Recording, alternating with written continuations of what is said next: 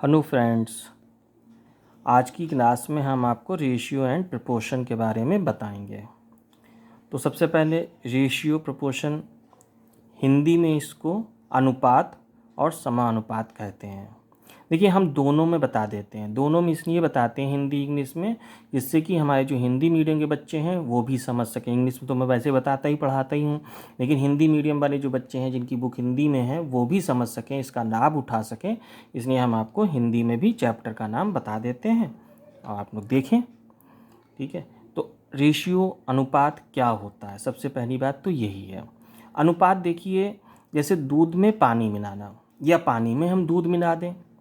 ठीक है, किसी भी दो लिक्विड को एक दूसरे में मिलाना, अनलिक्विड चीज़ को भी हम अगर आपस में दो चीज़ों को एक में मिलाएं तो वो किस अनुपात में मिलाई गई हैं, किस रेशियो में मिलाई गई हैं, वो हम पढ़ते हैं इसमें।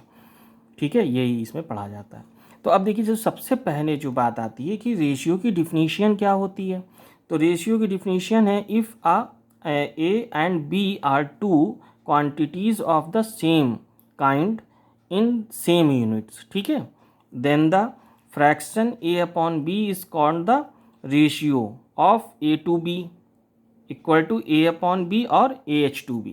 ठीक है, तो ये रेशियो की डिफिनीशन होती है कि दो चीज़ों को किस क्वांटिटी में आपस में मिलाया गया है और उसको हम फ्रैक्शन की फॉर्म में लिख सकते हैं, जैसा कि मैंने बताया कि a अपॉन b या a इज टू b, इस तरीके से लिखा जाता है। तो ये तो हमारा होता है रेशियो।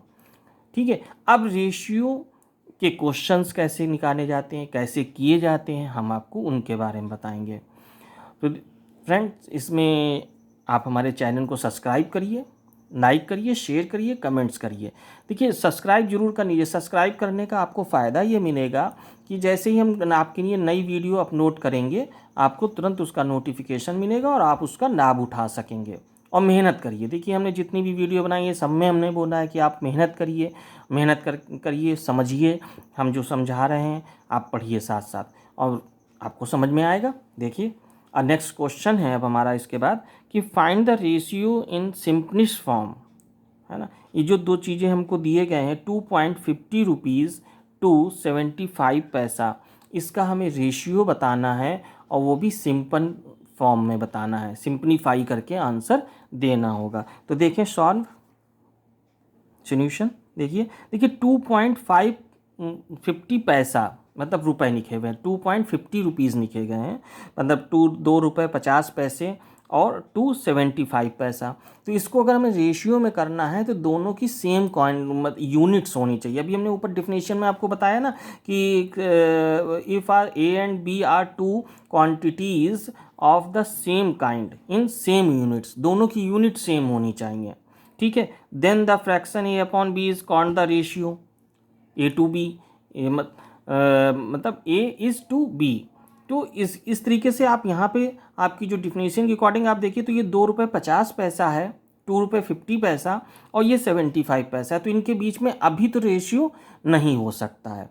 तो इनके बीच में रेशियो हमें करने के लिए दोनों की जो हमें जैसे कि डिफिनेशन में भी कहा गया है, इन सेम यूनिट्स, दोनों की यूनिट को सेम करना पड़ेगा। यहाँ पे देखिए ये रुपीज़ में है और ये चीज़ जो है पैसे में दी गई है।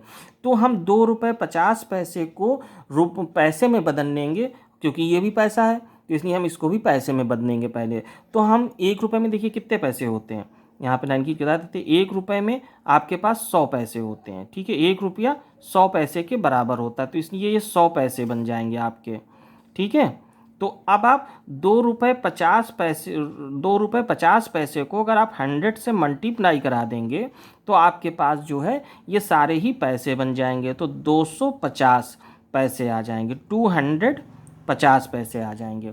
तो जब ये आपके पास ये 250 पैसे आ गए मतलब 250 पैसे हो गए, है ना। ये भी देखिए अब पैसे में आ गया और दूसरा 75 पैसे में है, तो अब ये भी पैसे में है।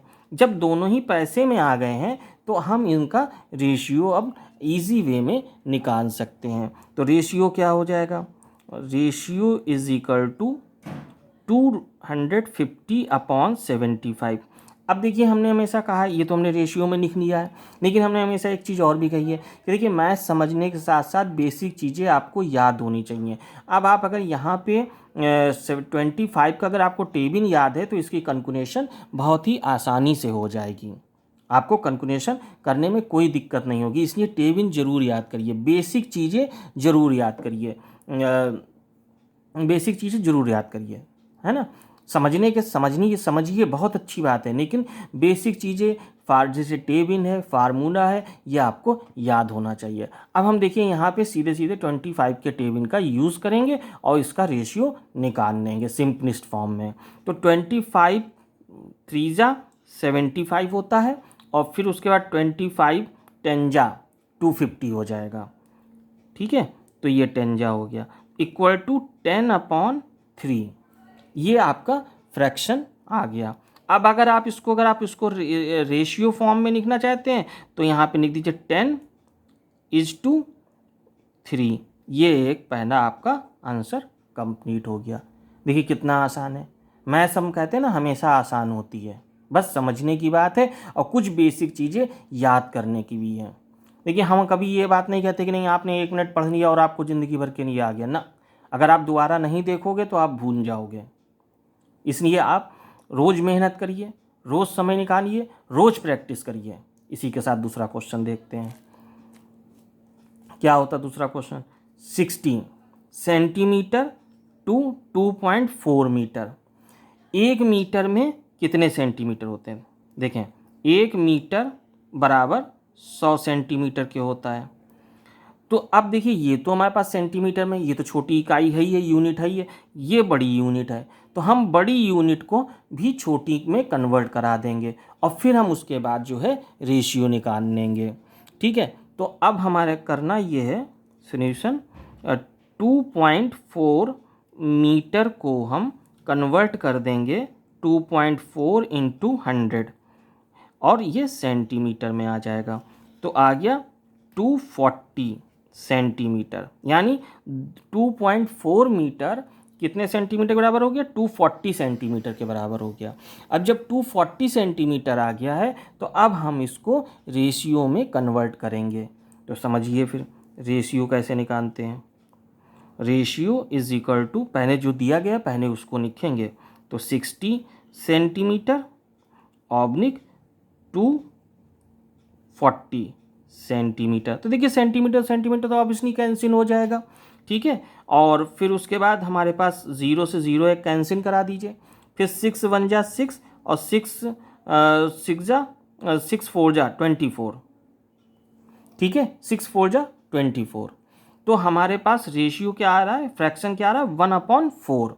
अब हम इसको अगर हम चाहें तो रेशियो फॉर्म में जैसे हमने ऊपर बताया था तो 1:4 ये लिख सकते हैं, 1:4, ठीक है। इस तरीके से ये हमारा दूसरा आंसर कंप्लीट हो जाता है।